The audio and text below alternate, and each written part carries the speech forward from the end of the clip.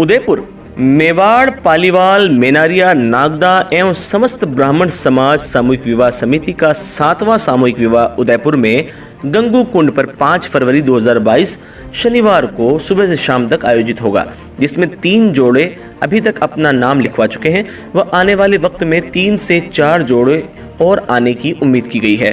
आपको बता दें, समिति के पदाधिकारियों व संत पालीवाल का कहना है कि सामूहिक विवाह से समाज में गरीबों को आगे बढ़ने का अवसर मिलेगा। वहीं शादी की उम्मीद छोड़ चुके युवा युवतियों को एक नई राह दिखाने का हमारा लक्ष्य है। आगे बताते हुए समिति के पदाधिकारियों ने कहा कि सामूहिक विवाह में शामिल होने वाले वर पक्ष की ओर से 41,110 व वधू पक्ष की ओर से 41,110 रजिस्ट्रेशन के तौर पर रखे हैं, जिसमें घरेलू सामान, बैंड बाजा व सभी चीजें शामिल होगी। दोनों पक्षों से 20-20 लोग आने की अनुमति दी गई है, जिसमें मास्क पहनना अनिवार्य है व कोरोना गाइडलाइंस की पालना की जाएगी। संत पालीवाल ने बताया कि सारी चीजें समिति के पदाधिकारियों की वजह से संभव हुई है, जो समय समय पर अपना अंशदान करते रहते हैं और थोड़ा बहुत रजिस्ट्रेशन से पैसा मिलाकर हम समय समय पर सामाजिक कार्य करते हैं। इस सामूहिक विवाह में खास तौर पर हर समाज के लोग भाग ले सकते हैं। वहीं ज्यादा उम्र की महिलाएं व पुरुष भी अपना परिचय देकर इसमें भाग ले सकते हैं व विधवा महिलाएं भी इसमें शादी के लिए प्रस्ताव रख सकती है। वहीं संत पालीवाल व समिति के पदाधिकारियों ने बताया कि समिति द्वारा सामूहिक विवाह में शामिल होने वाले सभी जोड़ों को लॉटरी सिस्टम से एक छोटा प्लॉट देने की व्यवस्था रखी गई है, जिसमें उन्हें जीवन में आगे बढ़ाने की हमारी कोशिश समिति द्वारा की जाएगी। आइए सुनते हैं संत पालीवाल व समिति पदाधिकारियों ने क्या कहा। मेरा नाम HR पालीवाल है और संत आगे लगता है HR पालीवाल उदयपुर से। ये गंगू कुंड का एरिया है और ये आश्रम बना हुआ है यहाँ पर, और यहीं पे हम समाज सेवा का काम करते हैं सुबह से शाम तक। और जितने भी ब्राह्मण समाज के बंधु आते हैं, ब्राह्मण समाज के अलावा भी अदर कास्ट के कोई बंधु आते हैं, उनको सुझाव देना और सामूहिक विवाह समिति से जोड़ने का काम करते हैं। तो अभी आपका जो ये कार्यक्रम होने जा रहा है उसके बारे में जानकारी दीजिए। अभी हम सामूहिक विवाह करने जा रहे हैं। सामूहिक विवाह 7वां कर रहे हैं। समिति का नाम है मेवाड़ पालीवाल मेनारिया नागदा एवं समस्त ब्राह्मण सामूहिक विवाह समिति। इसके अंतर्गत हम 7वां सामूहिक विवाह यहीं पे कर रहे हैं। गंगू कुंड यहाँ गगन उद्यान है, यहीं पे हम आयोजित कर रहे हैं इस बार। और इसके अंदर अभी 3 जोड़े हमारे पास में बुक हो चुके हैं और हम और हमारे जो पदाधिकारी गण जो बैठे हुए हैं यहाँ पर, ये सब मेहनत करके, और इन सब की मेहनत का नतीजा ये है कि अभी हमने 3 जोड़े किए हैं और आने वाले समय में 3-4 जोड़े और हम बुकेंगे। तो ये कब होने वाला है सर? ये 5 फरवरी 2022 शनिवार सुबह से शाम तक का कार्यक्रम। इसके अंदर कुछ फीस वगैरह भी या कुछ इसमें जो सामूहिक विवाह में जो वर पक्ष वाले हैं उसमें है 41,110 रुपये वर पक्ष के, 41,110 रुपये वधु पक्ष के, जिसमें बैंड, घोड़ा, बग्गी, दान, देर, दहीचा, कपड़े, लते वगैरह सब इसके अंदर है। ये सब आपकी जो समिति है उसके द्वारा किया जाएगा? हाँ, ये सब हम समिति के पदाधिकारी है, सब अपना अपना सने अंशदान करते हैं और थोड़ा बहुत ये रजिस्ट्रेशन का पैसा इकट्ठा होता है तो हम मिला करके और इसके अंदर सामूहिक विवाह के अंदर करते हैं। तो ये आपको ये सुझाव, ये माइंड में ये ख्याल कैसे आया कि हमें इस तरह का कदम उठाना चाहिए, और आपने 7 जो किए हुए हैं तो इसके बारे में आपको प्रेरणा या कहाँ से ये ज्ञान हुआ कि ये बात होनी चाहिए समाज के लिए? और अच्छा, अपने समिति के अंदर काफी रिटायरमेंट पर्सन जुड़े हुए हैं जो रिटायर्ड होने के बाद में फ्री होते हैं और उनकी एक ललक होती है कि रिटायरमेंट होने के बाद में क्या करेंगे, समाज के लिए कुछ किया जाए। और हम सब मिल करके जो रिटायरमेंट बंधु हैं वो भी अपना अंशदान देते हैं, हम भी अंशदान इकट्ठा करके और समाज का काम करते हैं ताकि कुछ लोगों का भला हो सके। इसके द्वारा आप जनहित में क्या संदेश देना चाहते हैं कि सामूहिक विवाह का क्या महत्व है? जनहित में मैं ये देना चाह रहा हूँ कि जनहित में सामूहिक विवाह से जुड़ना चाहिए। अब माँ बाप अपने बच्चों की शादी सामूहिक विवाह के अंतर्गत ही करानी चाहिए। आज एक दहीचा 40,000 रुपये में दहीचा नहीं आता है, लेकिन हम 41,000 रुपये में पूरा ब्याह करा रहे हैं लड़की का। कम से कम आज दहीचा लेने भी जाओ तो कम से कम 1 लाख रुपए लगते हैं। फिर वापस अपन सामूहिक विवाह के अंतर्गत हम एक प्लॉट दे रहे हैं, जो भी किन्हीं 3 जोड़ों में से एक जोड़े को हम 140 स्क्वायर फीट का पट्टेशुदा एजो कन्वर्टेड हम प्लॉट दे रहे हैं। उनको निःशुल्क फ्री दे रहे हैं। लॉटरी निकाल करके प्लॉट देंगे हाथों हाथ रिसेप्शन के अंदर। तो ये मेरा फिर से सवाल है कि ये जो आपने ये सोच बनाई है, ये आपको कहाँ से, किस तरह से इस जहन में आया कि मुझे ऐसा करना चाहिए, हमें ऐसा करना चाहिए? प्लॉट का मेरे दिमाग में ये आया जब मैं घर गृहस्थी त्याग रहा था आज से 3 साल पहले, जो मैंने घोषणा की थी कि मैं 3 साल बाद में घर गृहस्थी त्याग करके संपूर्ण रूप से समाज को समर्पित हो जाऊंगा और मैं मानव सेवा और माधव सेवा करूंगा। और मानव सेवा और माधव सेवा करने के लिए कम से कम कुछ लोगों का जुड़ाव और मेरे साथ में बनना चाहिए, इस समिति के प्रति बनना चाहिए। इस बात को ध्यान में रखते हुए जुड़ाव के लिए फिर हमने एक युक्ति सोची, क्यों नहीं अपन एक सामूहिक विवाह के अंतर्गत जो जोड़े देने वाले इनको अगर अपन एक एक गृहस्थी बसाने के हिसाब से, सफल गृहस्थ जीवन यापन करने के हिसाब से अगर अपन एक एक प्लॉट देंगे तो कम से कम इनको एक प्लॉट के हिसाब से कम जोड़े हमसे जुड़ेंगे, ब्राह्मण समाज की समिति से जोड़े जुड़ेंगे और वो अलग से शादी नहीं करके और सामूहिक विवाह समिति में वो जोड़ा देंगे और अपनी गृहस्थी बसाएंगे और उनकी गृहस्थी जीवन पर अच्छी चलेगी। मेरा एक आखिरी सवाल आपसे ये था कि ये जो सामूहिक विवाह जो होने जा रहा है, इसमें और आम विवाह में जो अंतर आपने निकाला है वो कितना और कितना हो सकता है? वैसे तो आपके इस सवाल का जवाब हमारे जो पदाधिकारी है, उपाध्यक्ष महोदय हैं, कार्यकारी अध्यक्ष भी है और जी मैं सर उनसे भी ये सवाल करूंगा, लेकिन मैं आपसे पूछना चाहता था कि आपने जैसे कि ये अंतर जो निकाला है तो ये एक विशेष बात है।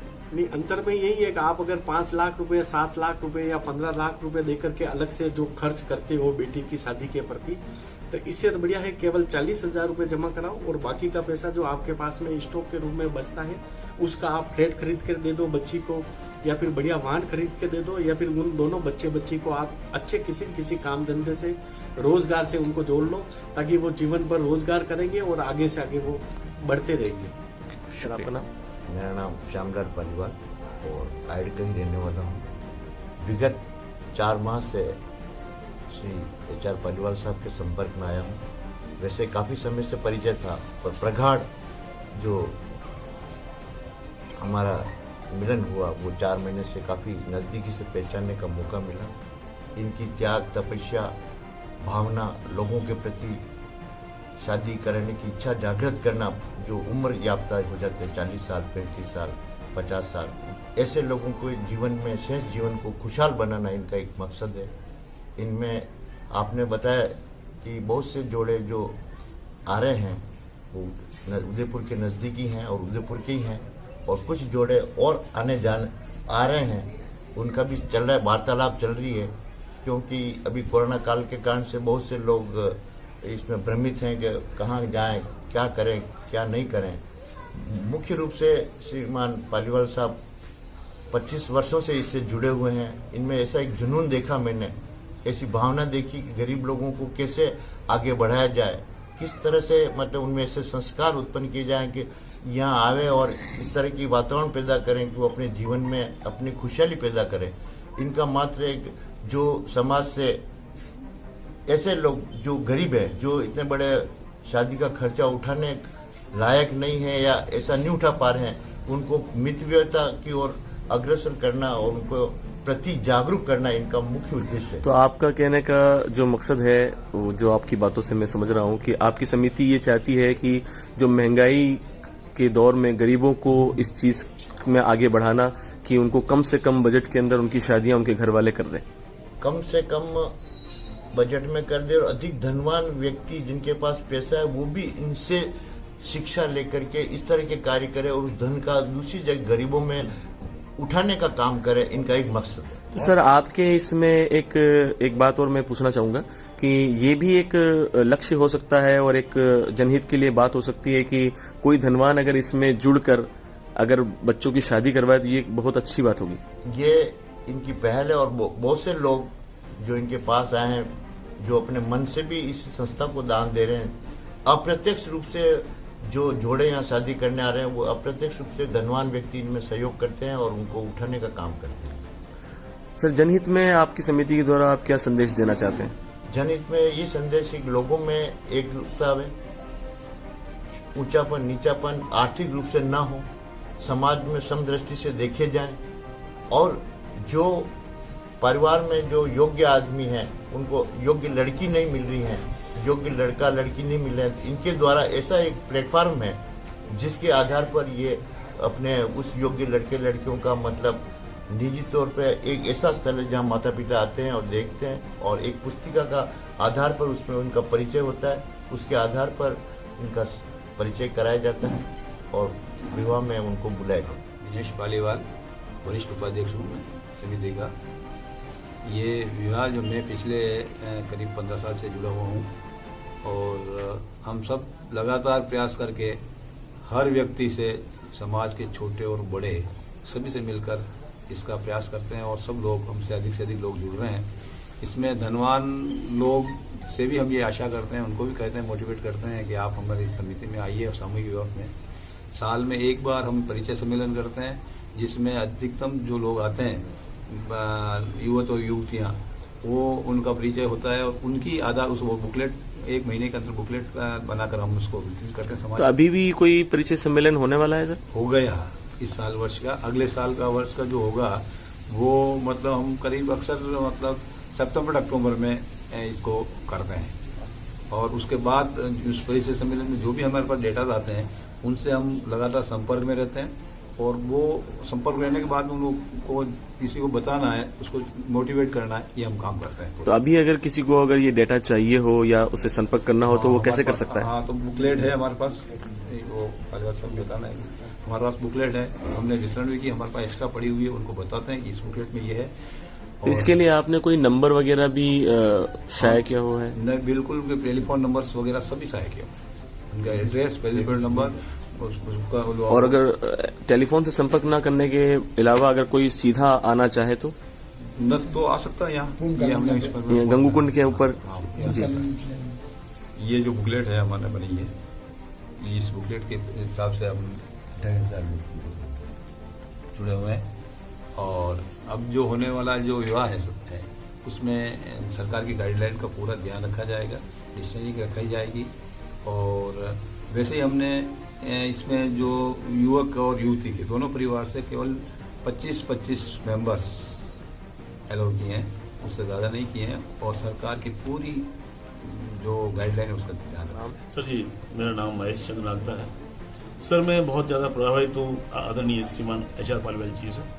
इन्होंने जो बहुत ही एक यज्ञ हवन का काम कर रहे हैं, बहुत ही समाज का, जिसमें कि इतना पुनीत काम कर रहे हैं कि समाज की इन्होंने ध्यान रखा कि सबसे गरीब तबका है उसके बच्चों को भी विवाह विधि विधान से सही तरीके से हो और कम से कम खर्च में हो।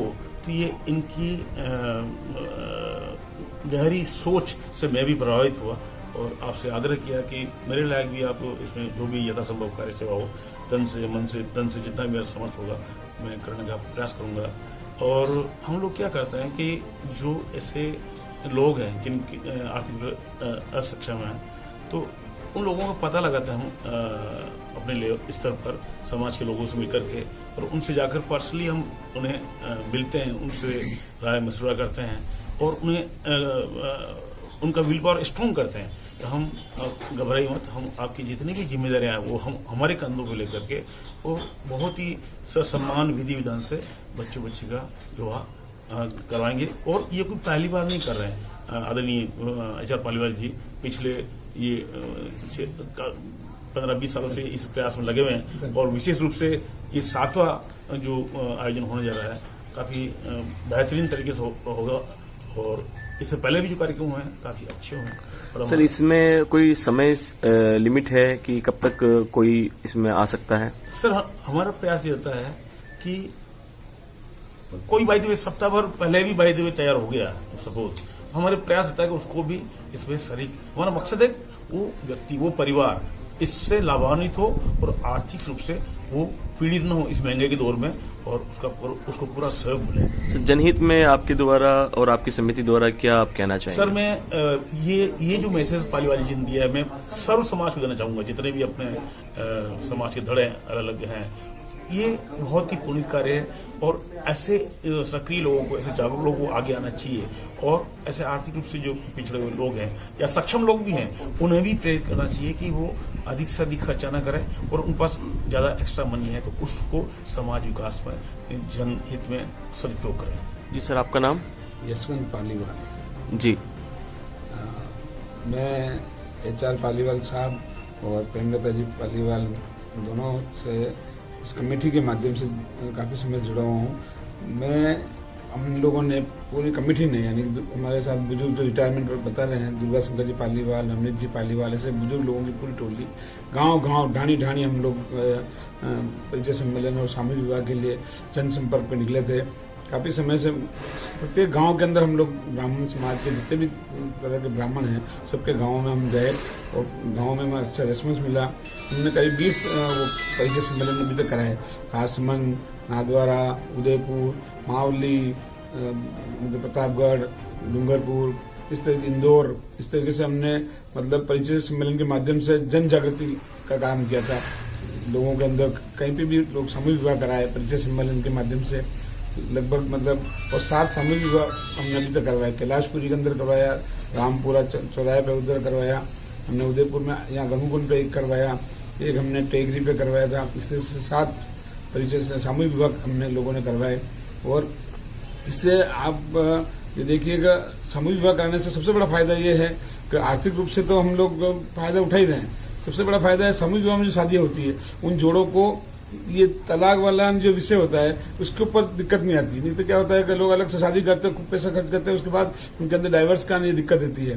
तो सामूहिक विवाह परिचय सम्मेलन इसके अंदर आने से उन लोगों को ये भी एक मजबूती मिलती है।